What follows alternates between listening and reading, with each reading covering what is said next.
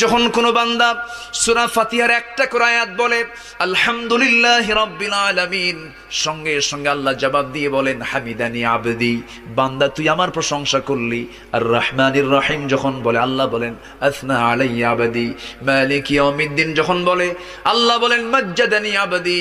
এরপরে যখন বলে ইয়াকা না'বুদু ওয়া ইয়াকা নাস্তাঈন পর্যন্ত যখন বলে আল্লাহ বলেন বান্দারে তুই আমার কাছে কি চাস, প্রাণ খুলে চা রে বান্দা। ইহদিনাস সিরাতাল মুস্তাকিম থেকে শুরু করে নিয়া ওয়ালাদ-দাল্লিন পর্যন্ত যখন বান্দা বলে তখন আল্লাহ বলেন বান্দা নামাজের মধ্যে এমন প্রেমের খেলা খেললি বান্দা, তুই যা চাইলি সব আমি আল্লাহ কবুল করলাম। ওই বান্দা যখন রুকুতে যায় আল্লাহ তখন অস্থির হন। ওই বান্দা যখন সিজদায় যাওয়ার জন্য প্রস্তুতি নাই, সমস্ত ফেরেশতাকে ডাক দিয়ে বলেন ও ফেরেশতারা, এই বান্দাগুলো আমাকে দেখলো না, রাসূলকে দেখলো না, কোরআনকে দেখে হাদিসকে বিশ্বাস করে আমাকে খুশি করার জন্য তার সবচেয়ে সম্মানজনক